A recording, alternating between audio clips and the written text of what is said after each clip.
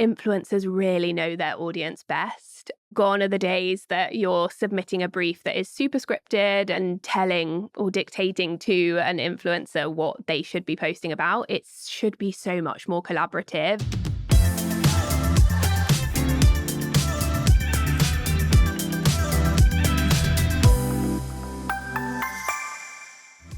Have you ever wondered why some brands grow exponentially, building legions of passionate fans that live and die by their logos, and some, well, don't? I do, all the time, and that's probably because I'm a massive brand nerd, but I believe there's a secret sauce at the core of every remarkable brand, a formula that sparks the growth of passionate communities of superfans, building a business and a reputation that will last for years to come. In this podcast, we tap into the greatest marketing minds in the world as they share the exact tactics and strategies used to build the world's greatest brands, dropping actionable insights every brand builder can apply. My name is Paul Archer, and I'm a specialist in brand advocacy and word of mouth, having consulted for hundreds of brands on a topic. Co-hosting with me is the wonderful Verity, expert on the bleeding edge of social media. It's time to learn and build brand advocacy. Welcome to another episode of Building Brand Advocacy. Today's episode, I am joined by the lovely Colby Wood, who is currently the Global Social Content and Community Manager at Grown Alchemist. Welcome, Colby. Thank you so much for having me. My title's a bit of a mouthful, isn't it? It was, yeah. I mean, I've said it about 4 times prior to coming on air, but, you know, it's still nearly got me. Do you want to just give us a bit of an intro and tell us how you got to being a Grown Alchemist with such a big job title? If I go right back to the very beginning, I went to university in Brighton and studied media studies. And I actually had one seminar where somebody came in and did a talk on PR. It was literally an hour slot. And I knew immediately after that seminar that that was the industry that I wanted to go into. So PR, marketing, social media. I then applied to a ton of grad schemes whilst I was at university and ended up landing one at L'Oreal in UK and Ireland, which was super exciting. And the first couple of brands that I worked on within the luxury division at L'Oreal was Lancôme, Clarisonic on the brand. So they were joined together. I did a year-long internship at L'Oreal on Lancôme, which was super exciting, especially for so early on in my career. I got to work on BAFTA, which was pretty exciting, and also just really got a taster for working within a huge global brand. Lancôme is also skincare, makeup, and fragrance as well. So I got a bit of a taster of lots of different industries within beauty as well. Yeah. And then moved across from Lancôme to a brand called ex-Cosmetics that was very recently acquired by the L'Oreal group. So the UK was the first market outside of the US that it had ever launched in. And it was also the first market that it launched in post L'Oreal acquisition, which was really interesting because it meant that there was a bit of a scrappy startup element to it. It definitely wasn't a startup by any means. It was 10 years established in the US for ex-Cosmetics, but in the UK, it was an unknown brand. So we were really kind of starting from scratch. It was, the approach that they took to the business at the time was very fast-paced, very agile, because they had obviously built this incredible brand. Within that role, I was digital engagement assistant manager on ex-Cosmetics. I was originally brought on to do the social media and then also support the PR team, but there were only 5 of us on the entire brand at this point. So it was very small, but obviously you have a lot of the security from the L'Oreal group itself. So there's centralized digital teams, legal teams, scientific teams, etc., that obviously provide a lot of support. But what it meant, because we were such a lean team, is actually everybody wore so many different hats and you could get involved in so many different parts of the business. So I actually ended up doing the digital marketing on the brand as well as PR and social. So working with our retailers, designing our online brand presence, creating content that then lived across our D2C and our retailers as well. We re-platformed the website. We did the CRM program, so many different things sort of fell within within my remit. And I did that for about a year and a half of juggling sort of everything. And as the team grew, it was then time for me to sort of find my niche and figure out what I wanted to go into further on into my career. And so this was really when L'Oreal started to introduce more digital marketing specific roles. So prior to that, it was one marketeer per brand or a few marketeers per brand, and they would do everything. So they do digital, like online, offline. It was an omni-channel marketing role. And so there was a brand new role introduced to the L'Oreal group called digital activation. And I ended up moving into that role specifically on IT Cosmetics originally. And I did that for about another 8 months and really focused on honing my skills across CRM and digital marketing in general, paid media, and then got promoted and actually moved back to Lancôme. So it kind of went full circle. And then was senior digital activation manager on Lancôme, where I then got to spearhead beauty tech within the brand, which was really exciting. Yeah.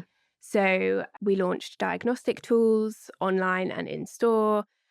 We did a lot of sort of analysis into virtual beauty advisors and how that would play a part within the website. And it was peak COVID time. So it was super, super important to have some sort of beauty advisor that we could connect to our customers and our community with.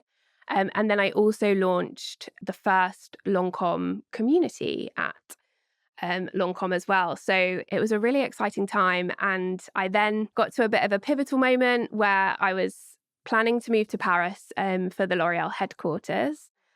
And then in the meantime was approached by a previous colleague that I had worked with at L'Oreal. She's an incredible comms director, and she had started a brand with an influencer and makeup artist, Jamie Genevieve, and the brand is called Vieve. And so that was too good of an opportunity for me to sort of turn down. It was really to work with the team on establishing their social and community strategy. So I then left L'Oreal and moved across to Vieve and worked on some really exciting projects with the team there. Was there for just over a year, and then fast forward to where I am now. I'm now at the incredible brand Grown Alchemist. So something that was super important to me was to have global experience within my career. And Grown Alchemist, our primary audience are US based. We are a global brand. We're available in Asia, UK, Europe, like really properly international. With Grown Alchemist, I moved across to now sit within the global social content and community, which is such a mouthful. And every time I say it, I really have to think about what my title is. But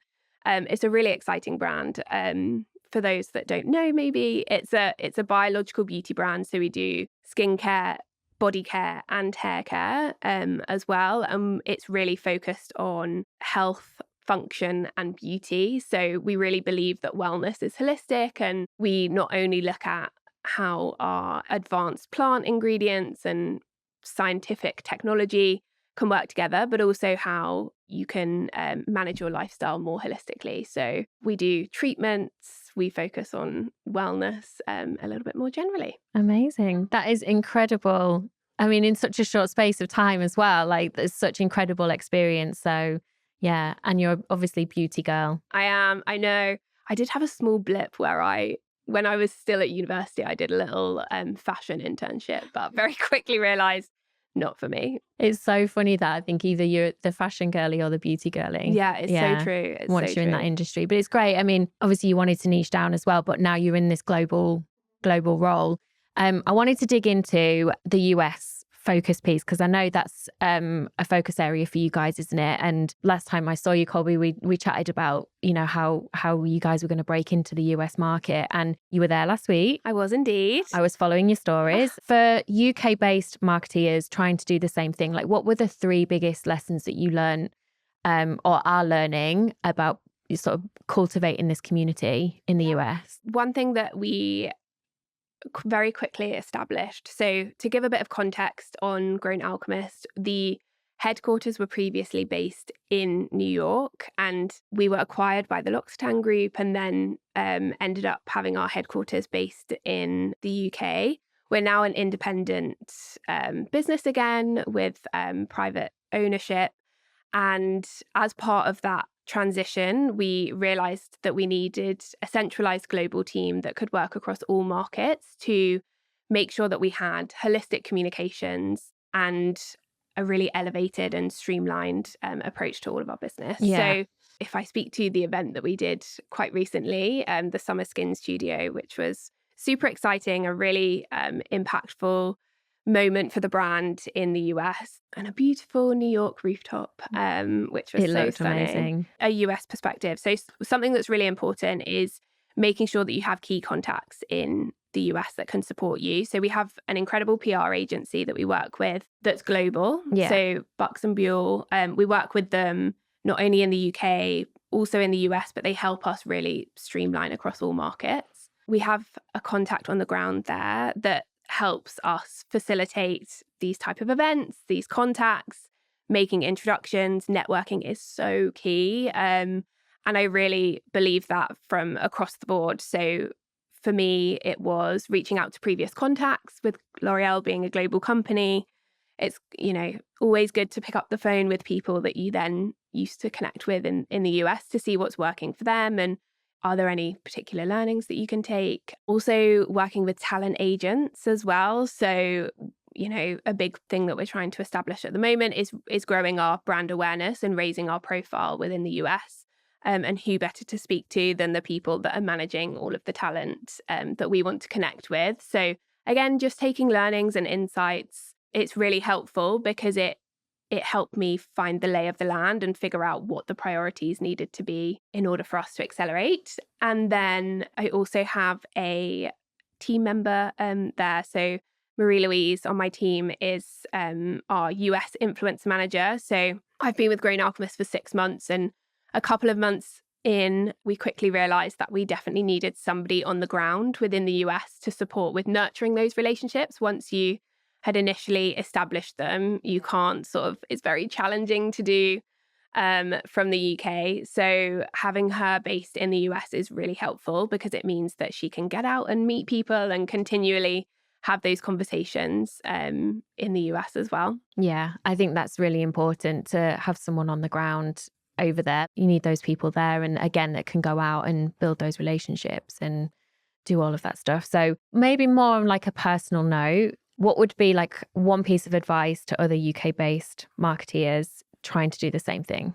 I would say really maximize your time when you're on these trips. So I did when you're visiting the US. So that number one is first, very important. Make sure that you actually get out there and go to the market that you're trying to crack into and meet as many people within your community as you possibly can. There's really nothing like meeting those people in real life and hearing that firsthand feedback on, what they're interested in and what they want to do as part of an event, or where are they shopping and where are they living and what's their day to day within the particular environment. So that's number one. But then also when you are then in that particular market, really make sure that you're maximizing your time as well. So if I go back to the recent trip that I did, I was there for a week, but actually we did LA and New York. We did a huge influencer networking event in LA with over 300 influencers. That was multiple brands. So connecting not only with brands in that particular sphere, but also introducing the brand to all of those influencers. We did content production because it's so crucial from a social point of view. We manage the accounts in the UK, but it needs to feel relevant and native to that audience. So then we went out and captured lots of content within LA and in New York as well. And then we also, with the event that we hosted, it was actually a full day of events. And we did, in the morning, we had press come in and media come in, and we did one-to-ones that were a little bit more detailed on the brand and the story and really focused on capturing and resulting in coverage for the brand. Then we also, midway through the day, we then had all of our business contacts and our corporate contacts come in So lots of our kind of hotel partners, retail partners that could also come in and experience the brand when we were sort of activating within the city. And then in the evening, we had all of our influencer community join us as well. So super important to maximize your time. And I think it means that you get a lot more out of it. And then we also shot some more content with a dermatologist in New York as well. So again, just making sure that it's really relevant for the audience that you're trying to connect with. Lovely. And sort of speaking about events, I mean, obviously at Building Brand Advocacy, we know that brand advocacy, these events are a huge part of it because it gives them a talking point. It gives them something to rave about. I am seeing more and more content around influencer events are out, community events are in. First of all, do you agree with that? And obviously you mentioned sort of like influencer community. Like, what's your view in terms of this whole influencer community event space? Yeah, so I think there's room for both. So it really depends on what the objective is that you're trying to achieve. I think if I speak specifically for Grown Alchemist, we're really trying to raise our brand awareness at the moment. And so for us, having a mix of both influencer events and community events is super important for us, because influencers is where we're really going to gain the reach and, you know, the big social following, and making sure that we're really connecting with those powerhouse influencers to make sure that we're kicking off with some momentum that we can then maintain through our like smaller, more intimate community events as well. Community events are definitely so important. And I continually have the conversation with so many people on what does community mean, because I think it means so many different things to so many different people. It can mean your consumers, it can mean your smaller, more intimate influencer community. It could mean your super engaged followers on social media. It could mean your social media following in general. It can really take on so many different forms. And so I think it's up to each brand to really define what community means for them.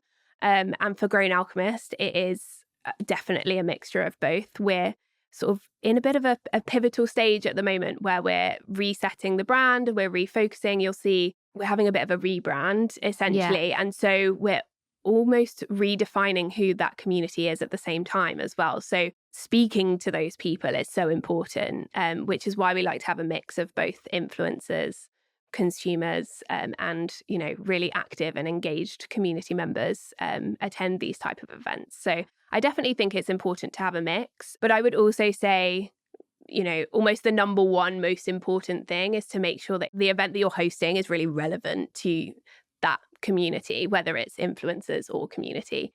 So for us as a brand, we are really focused on wellness. We offer kind of beauty treatments. We also partner with a brand called Vieve who do vitamin infusion. So we do IV drips as well as like I saw that. I really wondered what that was. Yeah, so cool. And it's very interesting because it's all about wellness more holistically and beauty inside out and connected to the, you know, the health, the function and so on. And so bringing that to life, you really need an event, because you can't, to talk about that with an influencer is very different to actually having someone join you and sit down and experience that. So yeah, I think they're super important. Yeah. And I liked what you said around your community. It's not always about the people that are spending the most or the people that have got the most amount of followers on social media. Like the point there is that it could be the people that are your most engaged. Like they comment on everything, they like everything, they read all your emails and all of that stuff. And because they're still the people that will talk about you, but they may not have bought from you yet, which is, I think, the power of brand marketing in 2024, because there are people out there like that. So I think it's great that you're kind of bringing them all together. Hey, it's me again. This podcast is sponsored by Duel, which is it's my company, actually. Duel is the leading brand advocacy platform used by the top retail consumer brands, including Unilever, Charlotte Tilbury, Elemis, Loop, and about 50 more, to manage, measure, and scale their advocacy, member, affiliate, creator, and brand ambassador operations. The platform offers unparalleled scale for complex brands. By automating 9 out of 10 of the standard advocacy management activities and allowing them to focus on arming their advocates with the right tools to tell the brand story and drive social commerce, they can grow faster for less.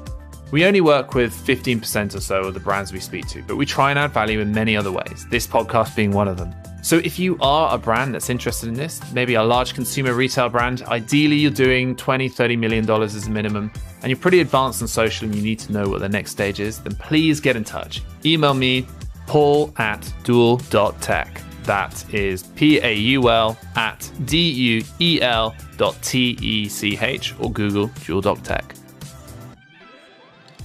How do you envision sort of like the future of influencer marketing in beauty particularly? Yeah, for sure. So influencer marketing, I think, has evolved so much, like definitely throughout my career. It was really when the first time that influencers were really coming around, and there was that shift from traditional press attending all of the events to then influencers, for example. I think now it's definitely a lot more data driven and a lot more integrated into total marketing plans. So really making sure that when you're working with particular influencers, for us at Grown Alchemist, it's more about long-term partnerships. So really making sure it's authentic and we collaborate on, you know, a longer term partnership rather than just a one-off campaign that we then don't speak to further down the line. So one of our key KPIs that we look into is retention with our influencers as well. So are they still engaged? If they are no longer engaged, what's the reason? And is there any insights that we could take from that or learnings for future connections that we want to make with influencers? Alongside that is really making sure that we're activating the influencer campaign throughout the funnel. So it's not just that initial kind of brand awareness moment of, you know, working with the talent to reach their audience, but also making sure that actually if that content has performed well, could we potentially use it within the consideration phase and boost it with paid media spend within a particular market? And can we offer a particular discount code or a bundle that we create exclusively for that influencer that then commercializes and really drives conversion as well? So I think influencer marketing is a lot more integrated in marketing overall now. And I think if you look at it in silo, that's when the results don't necessarily work. It needs to be, you know, you need to be looking at multiple KPIs, not just earned media value, for example. Yeah, definitely. It's shifted so significantly. Even, I don't know, it kind of, we joked about this a few times, but you sometimes go to the bathroom and something's changed. How do you stay on top of it all?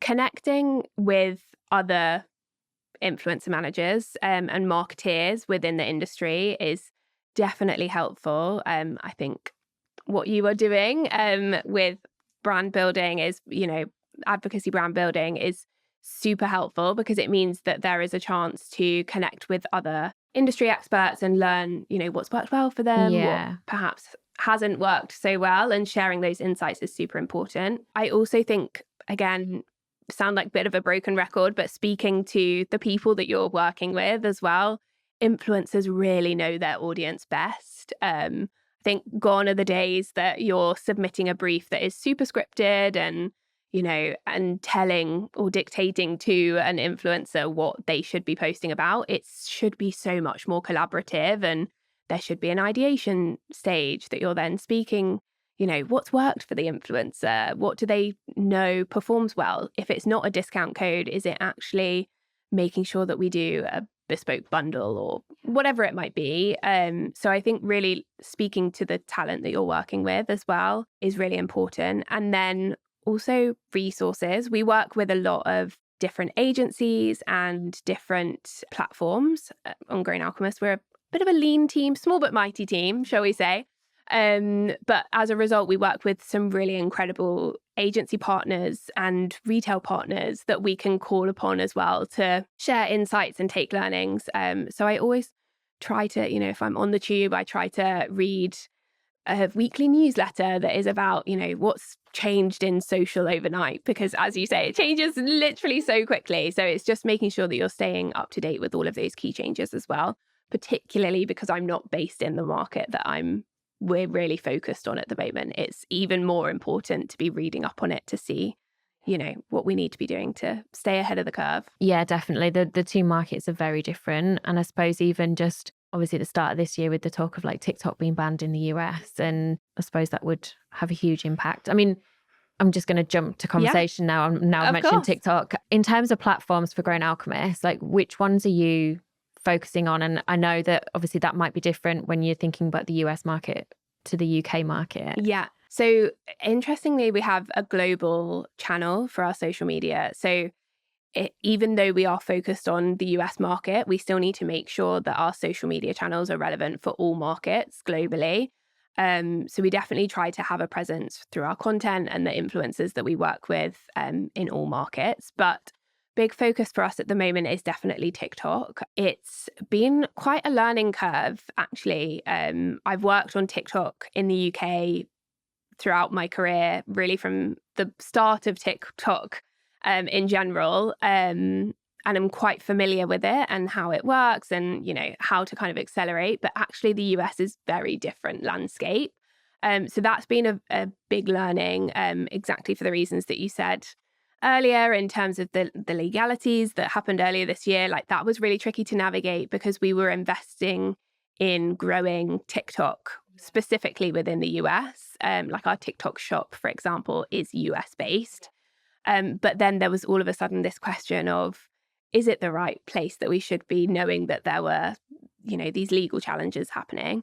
So really the phase that we're in at the moment is still fact finding. I think with it being such a different market, and what I've found is that the US is slightly behind the UK in terms of where the TikTok team are at and what their focus is on. So in the UK, I was very used to hosting creator challenges with the TikTok team specifically, and really activating and engaging with our affiliates on a regular basis, whereas that's not happening so much in the US at this stage. So we're really trying to, fact find and figure out what the best approach is and what's also right for Grown Alchemist as well. And then, watch this space. We're really, really laser focused on it. We've actually just hired a new person within my team. She's in her second week. She's going to be social and content exec. And she'll be really focused on TikTok and content production. In terms of the US TikTok team and you guys, what is the focus then? What's so different to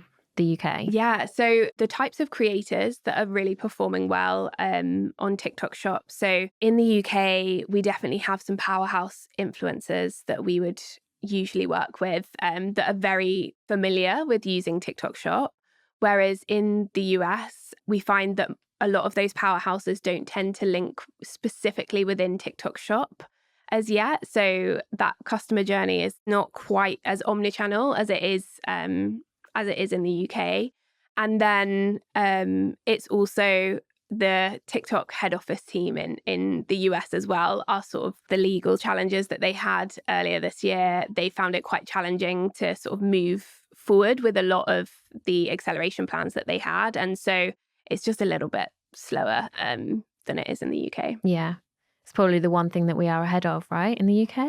What are your thoughts on sort of the whole live community commerce piece? I mean, I know we've seen that significantly in the UK with obviously Made by Mitchell, P. Louise just doing that record-breaking 2 million, and people going live for like 12 hours. Like, is that something that's on the cards for you guys? We are in the midst of exploring it actually at the moment.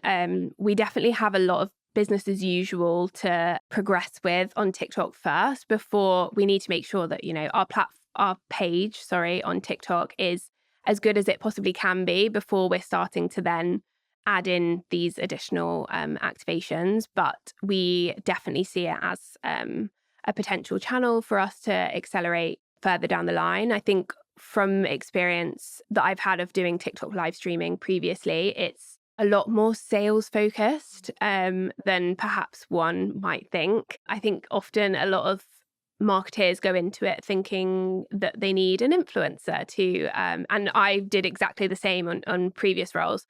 Someone with really high reach that's going to be super engaging. But actually, if sales is your objective and your KPI, you need somebody that is mentioning that particular product every 30 seconds because it's a lot more like social selling or TV selling, like QVC, for example. Yeah, it's a completely different skill. Completely different skill. It's definitely on the horizon, but not quite yet. And then you mentioned you had a lean team. Yes. Obviously, with a focus on TikTok, you know, I know that there's brands out there that have the luxury of being able to have someone in their social team that can really niche down in TikTok, and then someone who can do Instagram and Pinterest. How does that look like for you and your team? Like, obviously, you've got your new girl focusing on TikTok. Like, what does that then mean for content across the other channels? Up until literally 2 weeks ago, it was just me doing all of our social channels plus influencer. That's hefty. Yeah, it was huge. It was a very big job. And to be honest, a bit of a challenge in terms of content production, because producing content takes a lot of time, and, you know, editing that together tied into, you've then obviously got your community management and making sure you're responding to every single question, comment, DM that comes through. So important. Probably the most important thing.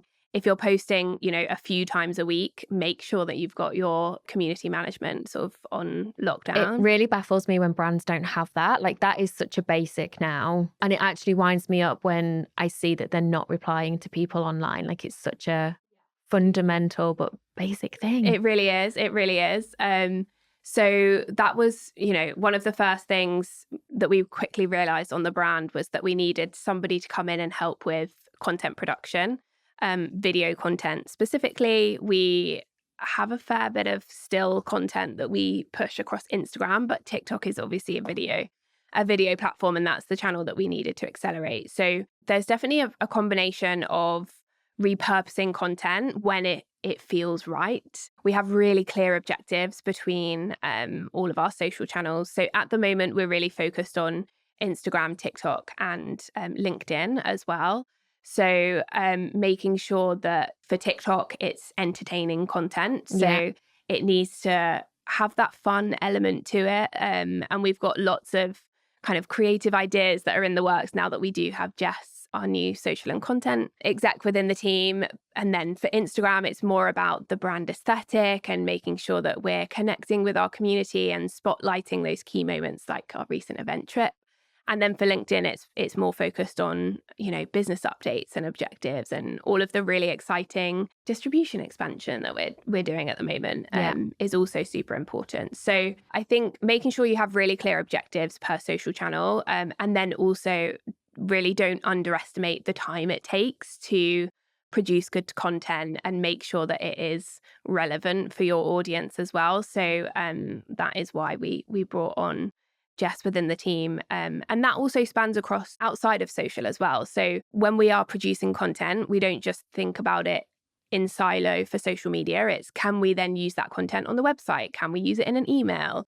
Can we use it in a blog article? Can we potentially offer it exclusively to our retailers as well? So it's then, you know, everything we do, we really make sure we're maximizing and amplifying as much as possible. How would you sort of describe top line sort of your content strategy across all of that? We really focus on product integration, not product focus within our content. So it's a lot more about the lifestyle and who the Grown Alchemist customer is and what they're interested in, because we're quite fortunate that on the brand, I say quite fortunate, it's, you know, it's a strategic decision, is that the people that are on Grown Alchemist are Grown Alchemist consumers. They are people who we would be targeting if, like, when we're going out with that content. So it's making sure that we're all content producers ourselves. So if, you know, somebody's using Grown Alchemist in their bathroom, like, it's very authentic. So let's capture it and repurpose that across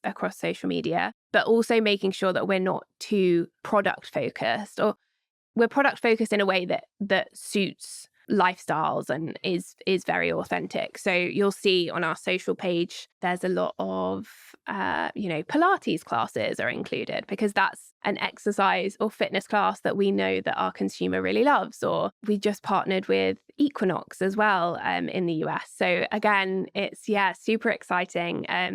But also making sure that, you know, they have a presence across our social media as well that's really relevant to our audience. And then I guess going right back to the beginning when I mentioned making sure that you're capturing content in the markets that you're wanting to accelerate in is also very important. Amazing. I'm going to end on one last question. We know the beauty space is competitive. What would be your one piece of advice for beauty brand marketers looking to really stand out and earn those brand advocates in this space? Something that's really worked well for us is investing in like powerhouse influencers to really kind of go out with a bang, so to speak. So in the US, we partnered recently with an amazing influencer called Glamzilla. By collaborating with her and producing the partnership, it worked really well from a brand point of view, but it performed well, within so many different KPIs. But also what it did is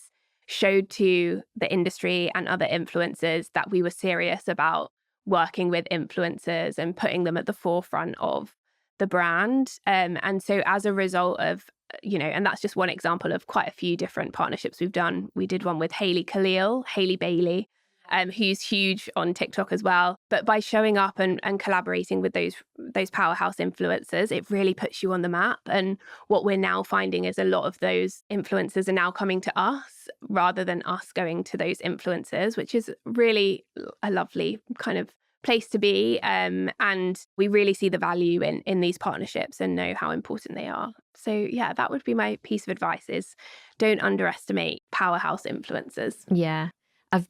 I'm going off piece a little bit. I keep seeing those LinkedIn posts where it's like, I paid this influencer this amount of money. And I'm sure it is a bit clickbaity because there is still a place for everybody. And as obviously it's working. And I think it's really important that you just have that full funnel approach to it. And definitely having the mix as well, I think. The most important thing there is just really nailing down your KPIs. Like, what are you trying to achieve? Is it brand awareness? And therefore making sure that what that partnership looks like with that influencer is really focused on brand awareness as your primary KPI. And then, of course, you can, if it's a successful campaign and you've got that long-term partnership, it's then taking it throughout the funnel and you've now engaged that audience member.